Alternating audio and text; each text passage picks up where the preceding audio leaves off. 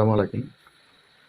বর্তমানে বাংলাদেশের যে ভয়াবহ বন্যা, বিশেষ করে ফেনী জেলায়, সিলেট, এদিকে পার্শ্ববর্তী জেলা নোয়াখালী, এদিকে যে বন্যা সৃষ্টি হয়েছে তা মূলত ভারতই দায়ী।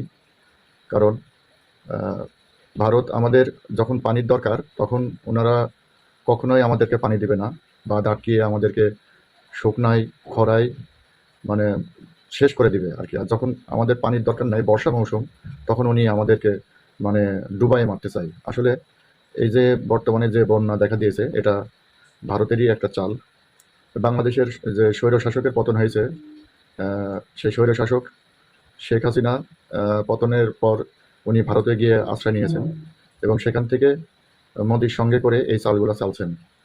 তো ভারতের এই বাঁধখোলা নিয়ে পিনাকিদা যে বক্তব্য দিয়েছেন, পিনাকিদা আমাদেরকে যেটা বোঝালেন, আসলে তার এই কথাগুলা কতটা সত্য, এটা আপনারাই জাস্টিফাই করবেন। তো আসুন পিনাকিদা এই যে বাঁধখোলা নিয়ে কি বলছে, আসুন সবাই দেখি। 1993 সালের পর প্রথম ত্রিপুরার ডুম্বুর জলবিদ্যুৎ প্রকল্পের বাঁধ খুলে দিছে ইন্ডিয়া, আর তার সাথে খুলে দিছে গজলডোবা বাঁধ। আর বানের পানি বিধ্বংসী রূপে ছুটে আসছে বাংলাদেশের দিকে, ডুবে গেছে জেলার পর জেলা। কিন্তু কেন? কারণ বাংলাদেশকে বন্যায় ডুবাই দিয়া ভারত প্রফেসর ইউনূসের সরকারকে বিপদে ফেলতে চাইতেছে।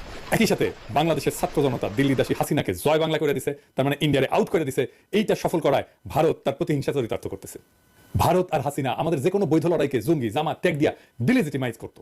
এখন কোনো কিছু করতে না পেয়ে পাগল হয়ে গেছে। হাসিনার পতনের সাথে ইন্ডিয়া আউটের সাথে কেমনে এই বাদ খুলে দেওয়া জড়িত, আসেন সেটা আমরা দেখি।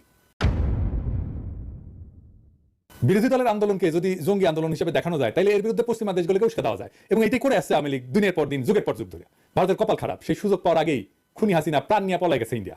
জঙ্গি বয়ান ফেল করলেও ইন্ডিয়া কিন্তু একই বয়ান এখনো চালাই যাইতেছে, কারণ সে জানে কোনো উপায় পশ্চিমা বিশ্বকে যদি বোঝানো যায় যে জঙ্গিরা বাংলাদেশের ক্ষমতার কেন্দ্রে এসে পড়ছে, তাইলে সে বাংলাদেশে হস্তক্ষেপ করলে পশ্চিম সম্ভবত সেটা মেনে নিবে। যেমন তারা 7ই জানুয়ারি দামি নির্বাচনকেও প্রকৃতপক্ষে মেনে নিছিল। প্রফেসর ইউনূস দেশের ক্ষমতা গ্রহণ করায় ভারত এবং তার গোয়েন্দা সংস্থারও একটা বড় মুশকিল পড়ে গেছে। তারা তাকে জঙ্গি বলে দুনিয়াতে প্রকাণ্ড করতে পারতেছে না। প্রফেসর ইউনূস জঙ্গি, এই কথাটা স্বয়ং মোদী নিজেও বিশ্বাস করতে পারবে না।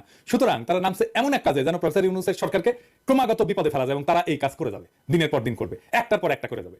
এই বন্যায় ব্যাপক ক্ষয়ক্ষতি হবে, ফসল ডুবে গেছে, খামার ধ্বংস হয়েছে, গবাদি পশু মারা গেছে, প্রচন্ড খাদ্যাভাব দেখা দেবে, মানুষজনকে সরাইতে হবে, এবং পুরা প্রশাসন, পুরা সরকার এই বন্যার ধকল সামলানোর কাজে ব্যস্ত হয়ে যাবে।